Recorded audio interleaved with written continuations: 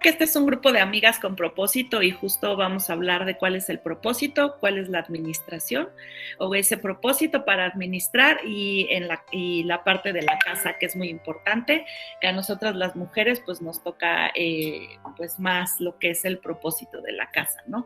Y he dividido esta plática justamente en estos tres términos, creo que son bastante amplios, vamos a ver muchos conceptos, pero espero que de todo esto que veamos te quedes con algo que Dios quiere hablarte el día de hoy. Y bueno, pues lo he dividido justamente en estas tres partes, en lo que es el propósito, en lo que es la administración y en lo que es la casa.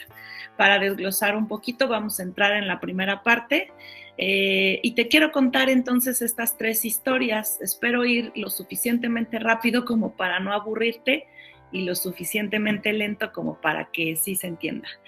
La primera parte, pues vamos a ver esto de un propósito. Primero, pues vamos a definir qué es un propósito. Un propósito, bueno, tiene muchísimos significados. Yo busqué en el diccionario y tenemos aquí varios sinónimos y nos dice que un propósito es un fin, puede ser también una meta, un objetivo, una determinación de algo que te estés proponiendo, como por ejemplo dejar de comer pan en esta cuarentena, puede ser una buena determinación o algo que quiero alcanzar, ¿no? Una intención, un ánimo, un intento o un motivo. Eso también puede ser un propósito. Puede ser un proyecto que se construye paso a paso y el hecho de dar un primer paso, pues ese ya es un propósito. Y bueno, también es una decisión, ¿no? Un esfuerzo que quieras hacer. Todo eso es un propósito. Es bastante amplio, pero aquí lo importante es que tú y yo encontremos el propósito para el cual fuimos diseñadas, ¿no? Y vamos a ver ahora desde la parte de la Biblia, qué es lo que nos dice la Biblia sobre el propósito. Bueno, la Biblia es nuestro manual del usuario. Si somos creadas por Dios, que es nuestro Padre, pues Él creó también el manual del usuario y nuestro manual del usuario pues es esto, ¿no? Es la Biblia donde puedes encontrar de todo, de verdad que habla de todo, de dinero, de sabiduría, de propósito, de mandamientos, de amor, de perdón, de todo encuentras en la Biblia. Y aquí, bueno, el rey Salomón en este versículo de Eclesiastés, al final ya del libro de Eclesiastés, él nos dice cuál es el propósito del ser humano y nos dice, el fin de este asunto es que ya se ha escuchado todo. Teme pues a Dios y cumple sus mandamientos, porque esto es todo para el hombre, pues Dios juzgará toda obra, buena o mala, aún la realizada en secreto. Y bueno, pues nos está hablando del principal mandamiento, ¿verdad? Que es ama a Dios sobre todas las cosas y ama también a tu prójimo. Y nos está diciendo de este temor de Dios, que es el propósito del hombre. Está hablando del hombre como humanidad, no de hombre de género masculino, ¿no? Porque bueno, ahorita aquí les estoy hablando a ustedes, mujeres hermosas, pero está hablando como humanidad. Y este temor de Dios no significa que no es un temor de miedo, de que le tengas miedo y de que sea un Dios castigador y malo. No, al contrario, Dios es amor y es un Dios bueno y quiere lo mejor para nosotras, quiere que encontremos ese propósito bueno, agradable y perfecto, como es su voluntad. Y más bien este temor a Dios nos está hablando de respeto, de honra, de amor, ¿no? De estar bajo su cobertura. A eso se refiere este temor, ¿no? Y de que cumplas sus mandamientos. Entonces, pues si desglosamos un poquito esto, entonces nos dice que nuestro propósito en la vida, como Dios originalmente diseñó al hombre, pues es glorificarlo a Él, disfrutar el compañerismo con Él, que tengamos una comunión y una cercanía con Él, que es nuestro Padre, relacionarnos con otros, con nuestra familia, con nuestras amigas, por eso estamos aquí entre amigas, aprendiendo juntas, trabajar y ejercer dominio sobre la tierra, ¿verdad? Esto también está en Génesis, cuando Dios creó al hombre y dijo, vayan por el mundo, sojuzgar la tierra, ¿verdad? Y bueno, y trabajarla. Y como mujeres, entonces vamos a ver ahora cuál será nuestro propósito. Bueno, pues también en el manual del usuario nos dice en Proverbios 14:1 que la mujer sabia edifica su casa y la necia con sus manos la destruye. Entonces aquí nos está dando otro concepto de un propósito más para nosotras, que es pues tener sabiduría, de edificar la casa, que la parte de la casa la vamos a ver más adelante, y de ser una mujer sabia. También en Proverbios 31, híjole, es muy largo este capítulo, pero después en casa lo pueden leer en cualquier Biblia que tengan. Y precisamente nos habla ahí de una mujer sabia, de cuáles son estas características que una mujer sabia debe de tener y que en medio de estas características tú puedes ir encontrando el propósito que Dios tiene para ti. Dice, por ejemplo, les voy a leer una parte de Proverbios 31 y dice, su marido puede confiar en ella y ella le enriquecerá en gran manera la vida. Es una mujer que hace el bien y que no hace el mal todos los días de su vida. Ella encuentra lana y lino y laboriosamente los hila con sus manos. Entonces nos está hablando también de trabajo. Es como un barco mercante que trae su alimento de lejos. Se levanta de madrugada para preparar el desayuno para su familia y planifica las labores de sus criadas o de las personas que le apoyan en casa, ¿no? Entonces, todo esto nos está hablando de sabiduría como mujeres. ¿Y qué es ser sabia? Otra parte de ser sabia, bueno, pues ser sabia nos habla de todos estos puntos, de tomar decisiones, y en Santiago 1:5 nos dice que si no tenemos sabiduría, la pidamos. Vamos a ver aquí en Santiago 1:5 nos dice, si a alguno de ustedes le falta sabiduría, pídasela a Dios, Él se las dará, pues da a todos sin limitación y sin hacer reproche alguno. Enfócate en tu propósito. El estar enfocada también es parte de ser sabias. Esto está en Mateo 7:7, por ejemplo, y cada cosa se los fui relacionando con un versículo para que vean que todo está en el manual del usuario. Y en Mateo 7:7 nos dice, pidan y se les dará, busquen y encontrarán, llamen y se les abrirá. O sea, pues enfócate, pide, ora, acude, pide consejo, pide sabiduría. Esto es estar enfocadas. También nos dice ocupar tus dones y talentos, ¿no? En Proverbios 31, como ya lo vimos, nos habla de ocupar esos dones y talentos que Dios nos dio para hacer el desayuno, para estar en casa, para edificar a los hijos, para alentar a una amiga, para incluso trabajar. Ella decía aquí en Proverbios 31, nos decía, encuentra lana y lino y laboriosamente los hila con sus manos. Nos está hablando de que trabaja y de que ocupa sus dones y talentos. Los dones es algo más de actitud. Los dones están aquí en el corazón y nos habla más de actitud. Y los talentos están aquí en la cabeza y nos habla más de aptitud, de lo que está con el pensamiento, con el conocimiento. Entonces a eso nos llaman los dones y talentos. Invertir. Bueno, en la Biblia también nos dice en Lucas 19:13 sobre invertir. Hay una parábola del dinero que nos dice, llamó a 10 de sus siervos y entregó a cada cual una buena cantidad de dinero. Les instruyó y dijo, hagan negocio con este dinero hasta que yo vuelva. Pues les está diciendo, hagan negocio, inviertan, multiplíquenlo, tomen esas decisiones. Y mira, el hecho de querer invertir, de querer mejorar, de hacer negocios, como nos dice acá, hagan negocios hasta que yo vuelva y cuiden ese dinero, pues nos habla también del carácter, de tomar decisiones sabias, de saber cómo vamos a administrar nuestro dinero, que ahorita más adelante lo vamos a ver en la parte de administración, pero sí también nos habla de invertir. Y no solo en cuestión de dinero, también nos dice, invierte tiempo, invierte dones, talentos, valores, esfuerzos, en compartir, en heredar, en sembrar en el corazón de tus hijos. ¿Qué estamos sembrando en el corazón de nuestros hijos?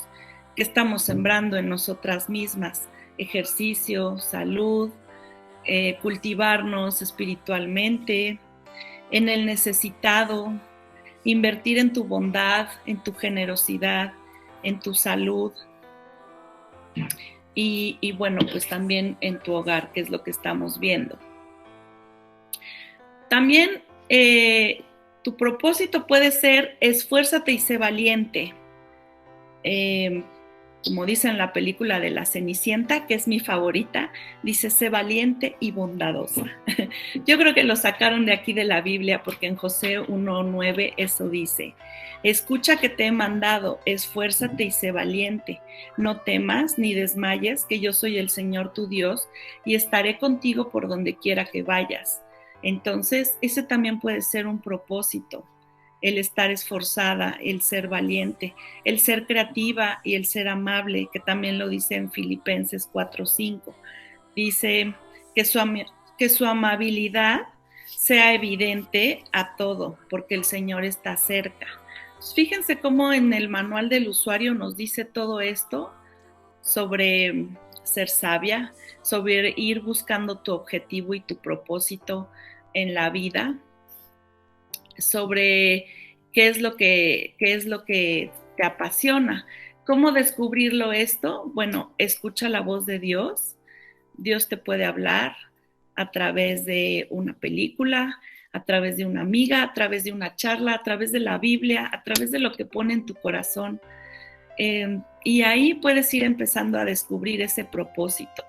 Analiza para qué eres buena, sigue tu curiosidad, usa tus dones y talentos que ya lo veíamos y sal de tu zona de confort. Busca lo que te da placer, pasión y propósito. Esto se refiere placer, es a corto plazo. Por ejemplo, el simple hecho de tomarme un helado con mis hijos me puede dar placer, pero es algo a corto plazo. Busca algo que te apasione. La pasión es algo a largo plazo y que lo que hagas, cualquiera que sea ese el propósito para el cual fuiste diseñada, pues que lo hagas con esa pasión, que te mueva a ese largo plazo. Y eso te llevará a tu propósito, ¿no? Y el propósito, pues no es ni a corto ni a largo plazo, sino es para toda una vida. Y ahora vamos a ver la parte de administrar.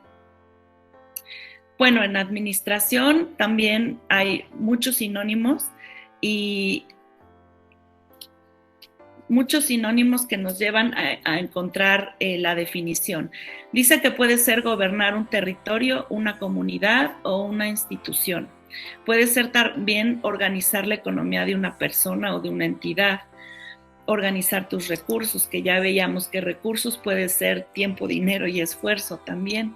Ocupar tus dones y talentos también es administrar, dirigir, cuidar, decidir, sacar lo mejor de ti, organizar, establecer, suministrar o coordinar. Todo eso es administrar.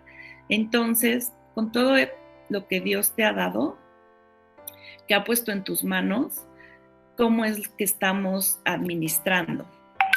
Y mira, dentro de la administración también, las que estudiamos administración, vemos un proceso administrativo que también nos habla de 4 pasos, que es planear, organizar, dirigir y controlar.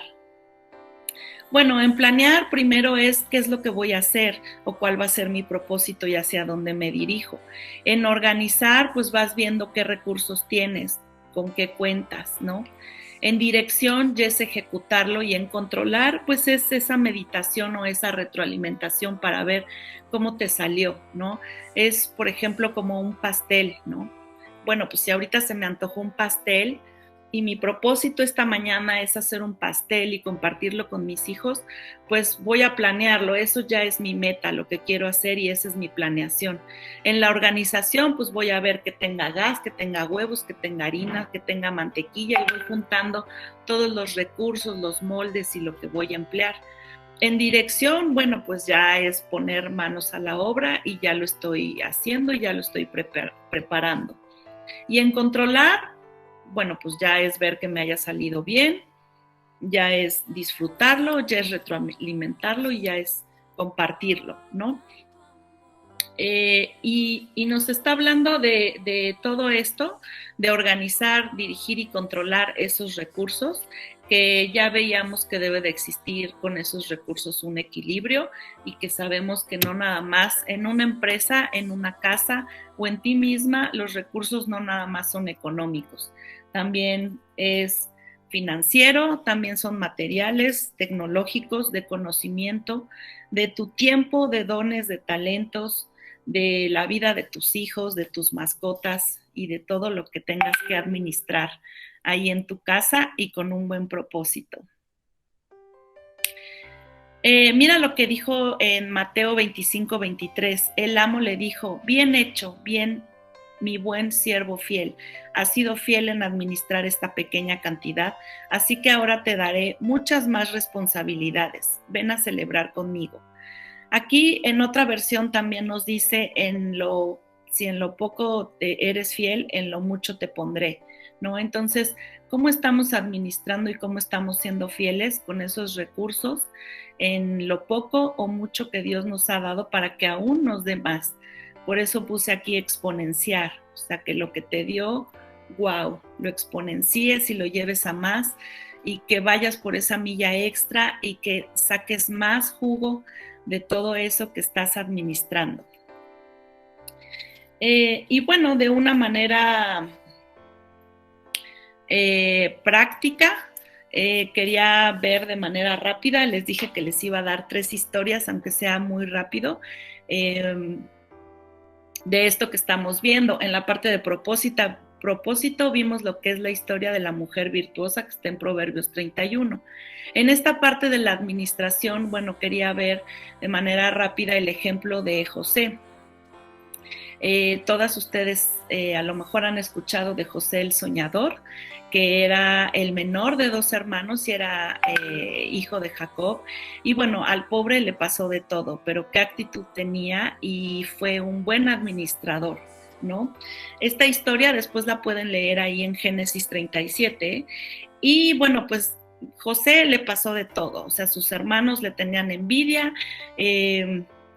Como les digo, después con calma pueden ver la historia, pero sus hermanos le tenían envidia, lo vendieron como esclavo, le fueron a decir a su papá que estaba muerto, el pobre José se fue a Egipto, lo separaron de su familia, de su tierra, de su casa, pero mira, ¿sabes qué? Ante todo, él tenía una buena actitud donde quiera que estuviera, ¿no?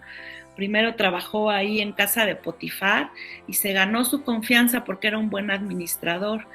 Dice aquí que todos los que aman a Dios, todo obra para bien, todos los que confían en Dios. Y en el versículo dice que mientras estaba con su patrón Egipto, se dio cuenta que Dios estaba con él y lo hacía prosperar en todo. Así que se fue ganando la confianza de Potifar y lo nombró su mayordomo. Su mayordomo no solo era el que abría la puerta, también era el administrador y administraba todos sus bienes. Entonces, pues aquí nos está hablando de una buena actitud, ¿no? Después, pues ahora sí que por azares de la vida lo mandaron a la cárcel. Y también ahí en la cárcel dice, eso está más adelante en Génesis 39, que también ahí el carcelero se dio cuenta que Dios estaba con él y que pues le iba bien en todo, ¿no? Entonces dejó todo en sus manos. Ya el carcelero no se preocupaba por nada y José era el que administraba y hacía todo. Y después cuando sale de la cárcel, más adelante también se va a trabajar a casa del faraón de Egipto, imagínense. Le interpretaba los sueños al faraón de Egipto y pues llegó a ser el que estaba ahí al mando de todo Egipto, porque también se ganó la confianza del faraón y gracias a la actitud que él tenía. Entonces, bueno, pues aquí no lo dice la Biblia, pero yo me imagino la actitud que tenía José era de decir, pues ni modo, ya estamos acá en la pandemia y pues ¿qué nos toca? Pues lo que nos toca, ¿no? Si estaba con Potifar, me imagino que se arremangaba y decía, pues acá estoy, ya ni modo, mis hermanos me vendieron, pero pues con una buena actitud encontraba su propósito y administraba donde quiera que estuviera lo que le tocaba. Y por eso decía que se ganaba la confianza y el favor de Dios porque era un hombre honesto y porque lo hacía todo con una buena actitud. Y si estaba en la cárcel, pues también a darle lo que toque, ya estoy acá, y lo hacía todo con excelencia. Y si estaba al frente de todo Egipto, de toda una nación, pues también administrar lo que estoy acá y lo que me tocó, ¿no?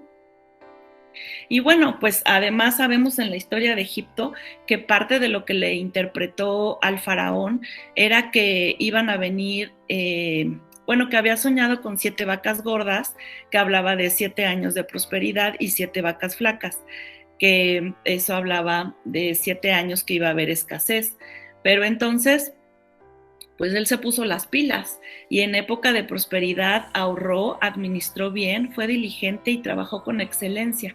Y en época de escasez, pues hasta le alcanzó para compartir con los demás, con sus hermanos y con las naciones vecinas. Y mira, de una manera práctica te quiero comentar brevemente cuál es un plan para administrar que enseñamos mucho en un grupo que se llama Paz Financiera y que de manera práctica dices, bueno, ¿y yo cómo lo puedo aterrizar aquí en mi casa y en estos tiempos? Bueno, nos habla de estas 5 Cs, que es un plan para administrar y dice, comprométase, colecte, compare, corrija y controle. Esas son las 5 Cs. Y bueno, comprométase nos está hablando de la decisión basada en principios y valores. Esa actitud como la tenía José de decir, bueno, pues me comprometo, voy a administrar bien y con lo que me han dado, si estoy en vacas flacas o si estoy en vacas gordas, pues lo voy a hacer bien. Colecta y compare significa que analices tus datos y de manera concreta,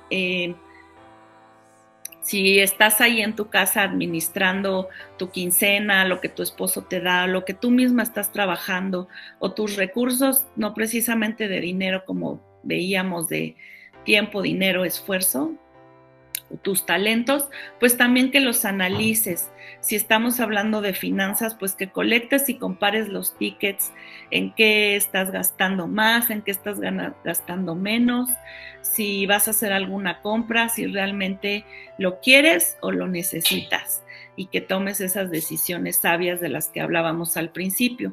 Y por último, corrija y controle. Esto hablábamos de las estrategias de control, pues que pongas orden, que veas en qué estás fallando y para adelante. Otros 3 principios de prosperidad nos habla de ser administradoras, de tener contentamiento y de ser perseverantes. Fíjense cómo también esto nos está hablando de actitud. Ser administradoras es en contraparte con que no nos sintamos dueñas de todo. Aquí el único dueño de todo es Dios, aún de tu casa, aún de tu dinero, aún de tus recursos, aún de tu vida y de la vida de tus hijos, pues Él es el dueño y nosotras solo estamos de paso por la vida y somos administradoras. Tener contentamiento, que no es lo mismo que ser conformista. Tener contentamiento es como José, el soñador que les platicaba, que donde quiera que estés, tengas esa buena actitud para hacer las cosas con lo que Dios te ha dado en ese momento. Tener gozo y tener paz, eso es el contentamiento. Y ser perseverantes, o sea, no darse por vencida. Mira lo que vi en una revista de emprendedores y nos dice cuál es la rutina para hacer dinero. Aquí nos está hablando de un itinerario, de enfocarnos conforme a los horarios de nuestro día, y nos está hablando del propósito y de la administración que estamos viendo. Dice aquí que muy de mañana, de 5 a 9 de la mañana, por ejemplo, puedes meditar, hacer tu lectura de la Biblia o de algún versículo, de algún libro que te edifique a tu mente, a tu alma, a tu corazón, a tu espíritu, que hagas desayuno, hagas higiene y tengas familia. Bueno, que te ocupes de tu familia. Después de 9 a 5, pues es administrar, es enfocarte, es ya generar dinero, es ver a tus clientes, tener reuniones de trabajo, tener seminarios como este, estamos por eso en este horario. De 5 a 10, pues ya es la parte de planificar, de autoeducación, de conseguir un propósito.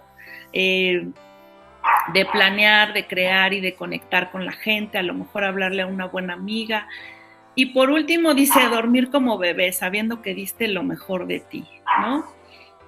Entonces, bueno, pues esta rutina, si la ponemos en 3 grandes pasos, es dejar por la mañana todo en manos de Dios, después enfocarte en lo que vayas a administrar en este día y por último agradecer, sabiendo que diste todo, lo mejor de ti.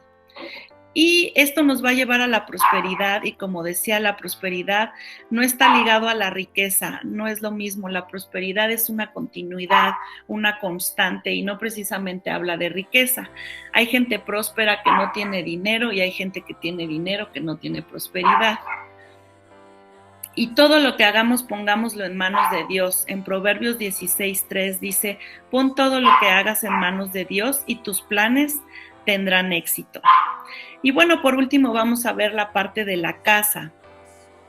Algo muy importante, sobre todo en estos tiempos cuando la casa ha tomado un sentido de, pues como nunca, porque estamos, dice hasta la frase, quédate en casa y estamos todo el tiempo en casa. Pero, ¿cómo estamos edificando nuestra casa? Nos habla de que hace tiempo dio mi pastor una charla y nos estaba diciendo, se llamó Yo y mi casa, y él contaba la experiencia de que cuando él era chico y llegaba a su casa, había un letrero que puso su mamá que decía paraíso terrenal. A mí me llamó la atención porque dije, wow, qué padre que comparen la casa con un paraíso. Y que en estos tiempos quieras estar más guardada en casa y no que digas ya que se acabe la pandemia para mejor salir de casa. Y fíjate que eso mismo que dijo mi pastor, estaba leyendo un libro que se llama Una mujer conforme al corazón de Dios, está muy bueno, se los recomiendo. Es de Elizabeth George, es la autora, y fíjense que hay un capítulo donde también nos dice que pongamos corazón en todo lo que hagamos dentro de casa, que construyamos, creamos una buena atmósfera en la casa y que nosotras como mujeres somos las responsables de eso. Los hombres son más cabeza y las mujeres somos más corazón. Por eso a las mujeres nos están hablando de edificar y de ser ese termostato en casa. Y me llamó la atención porque en este libro dice lo mismo que comentaba el pastor, de que hagamos de la casa un paraíso terrenal, que cuando llegues a casa o ahorita que estamos en casa digas, wow, ¿no? Y ahí mismo en tu casa pues es donde vas a encontrar tu propósito, donde vas a administrar todo lo que Dios te ha dado y eso te va a llevar a edificarlo. Entonces, en esta historia, el termostato significa que es el que regula la temperatura y entonces nos dice que si ves tu casa demasiado fría, con un ambiente frío, pues que tú le pongas ese calorcito y ese sazón a tu casa para crear esa atmósfera cálida, ¿no?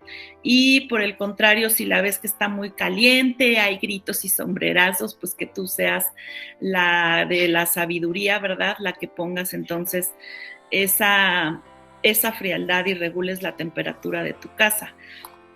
A eso se refiere, bueno, esta atmósfera de la casa. Y por último, en esta historia, ya para ir concluyendo, quiero hablar de una historia que está en Segunda de Reyes 4, del 1 al 7, y esto nos habla de, perdón, de una viuda que no tenía nada para ella y para sus hijos, y entonces, vamos a Segunda de Reyes, déjenme verlo.